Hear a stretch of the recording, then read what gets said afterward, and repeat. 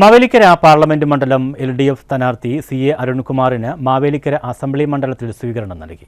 കുന്നത്തു നിന്നും ആരംഭിച്ച പര്യടനം CPM കേന്ദ്ര കമ്മിറ്റി അംഗം CS സുജാത ഉദ്ഘാടനം ചെയ്തു.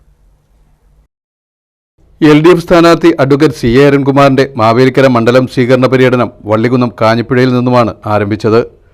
മാവേലിക്കര MLA MS അരുൺകുമാറും സ്ഥാനാർത്ഥിക്കൊപ്പം തുറന്ന ജീപ്പിലുണ്ട്. CPM കേന്ദ്ര കമ്മിറ്റി അംഗം CS സുജാത സ്വീകരണ സമ്മേളനം ഉദ്ഘാടനം ചെയ്തു. മണ്ഡലത്തിലെ വിവിധ കേന്ദ്രങ്ങളിൽ ആവേശോജ്വലമായ സ്വീകരണമാണ് ലഭിച്ചത്. ഇടതുപക്ഷ ജനാധിപത്യ മുന്നണിക്ക് വിജയം ഉറപ്പാണെന്ന് CA അരുൺകുമാർ പറഞ്ഞു.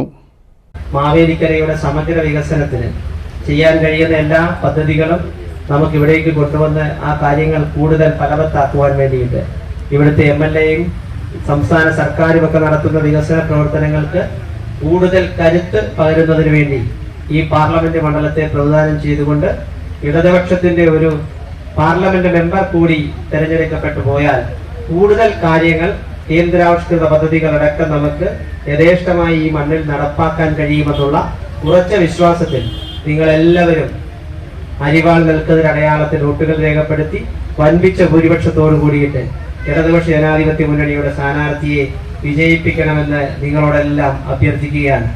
LDF നേതാക്കളായ K Raghavan, Jacob Oommen, Shobhana George, KG Santhosh Kumar, N Raveendran, B Binu, M Muhammad Ali, Binos Thomas Kannattu, Prabhavi Mattappally, Charummood Sadath തുടങ്ങിയവർ വിവിധ സ്വീകരണ കേന്ദ്രങ്ങളിൽ പ്രസംഗിച്ചു. ചൊവ്വാഴ്ചത്തെ പര്യടനം രാമനല്ലൂരിനാണ് സമാപിച്ചത്. News bureau, Charummood.